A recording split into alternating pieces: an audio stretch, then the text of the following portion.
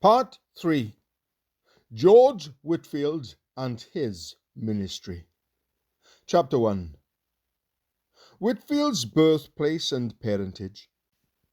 Educated at Gloucester Grammar School. Enter Pembroke College. Oxford. Season of spiritual conflict. Books which were made useful to him. Ordained by Bishop Benson. First sermon. Preaches in London curate of Dummer. Hants. Goes to America. Returns in a year. Preaches in the open air. Is excluded from most London pulpits. Extent of his labours for 31 years. Dies at Newburyport, America, in 1770. Interesting circumstances of his death. Who were the men that revived religion in England 100 years ago? What were their names, that we may do them honour? Where were they born? How were they educated? What are the leading facts in their lives? What was their special department of labour?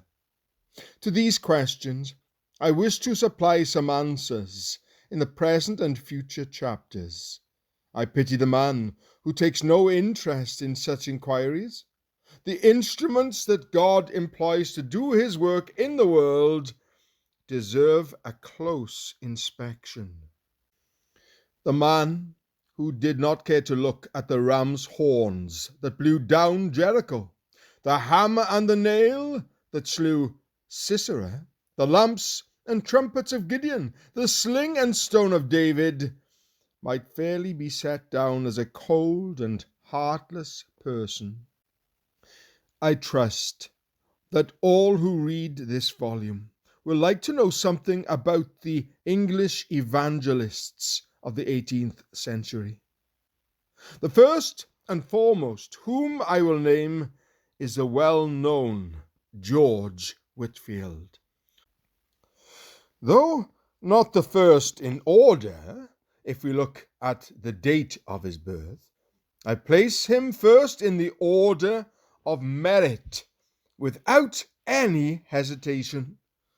Of all the spiritual heroes of 100 years ago, none saw so soon as Whitefield what the times demanded, and none were so forward in the great work of spiritual aggression. I should think I committed an act of injustice if I placed any name before his. Whitefield was born at Gloucester in the year 1714. That venerable county town, which was his birthplace, is connected with more than one name which ought to be dear to every lover of Protestant truth. Tyndale, one of the first and a blessed translators of the English Bible, was a Gloucestershire man. Hooper, one of the greatest and best of our English reformers, was Bishop of Gloucester, and was burned at the stake for Christ's truth, within view of his own cathedral in Queen Mary's reign.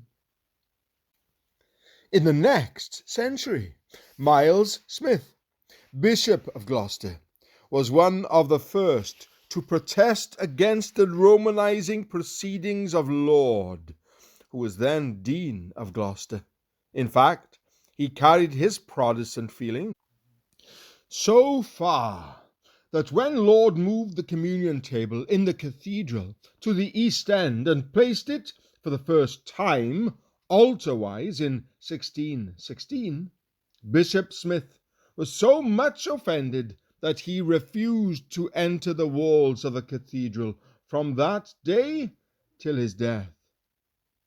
Places like Gloucester, we need not doubt, have a rich, entailed inheritance of many prayers. The city where Hooper preached and prayed, and where the zealous Miles Smith protested, was the place where the greatest preacher of the gospel England has ever seen was born. Like many other famous men, Whitefield was of humble origin and had no rich or noble connections to help him forward in the world. His mother kept the Bell Inn at Gloucester, and appears not to have been prospered in business. At any rate, she never seems to have been able to do anything for Whitefield's advancement in life.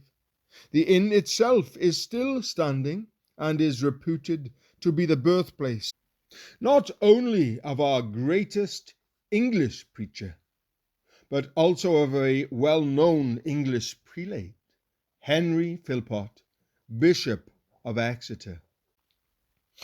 Whitefield's early life, according to his own account, was anything but religious, though like many boys he had occasional prickings of conscience and spasmodic fits of devout feeling. But habits and general tastes are the only true test of young people's characters.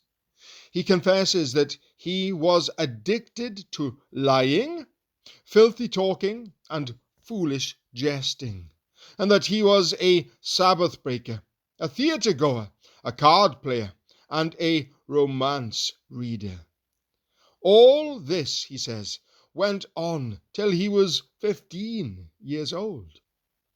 Poor as he was, his residence at Gloucester procured him the advantage of a good education in the free grammar school of that city. Here he was a day scholar until he was 15.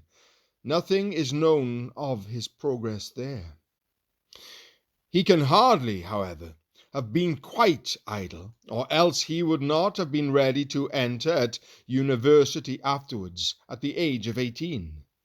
His letters, moreover, show an acquaintance with Latin, in the shape of frequent quotations, which is seldom acquired, if not picked up at school.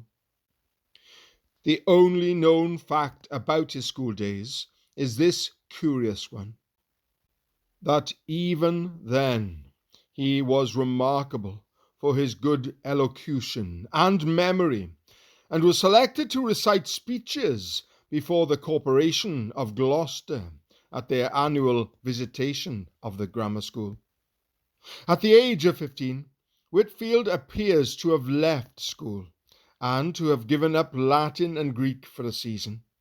In all probability, his mother's straitened circumstances made it absolutely necessary for him to do something to assist her in business and to get his own living. He began, therefore, to help her in the daily work of the Bell Inn. At length, he says, I put on my blue apron, washed cups, cleaned rooms, and in one word, became a professed common drawer for nigh on a year and a half. This state of things, however, did not last long. His mother's business at the Bell did not flourish, and she finally retired from it altogether.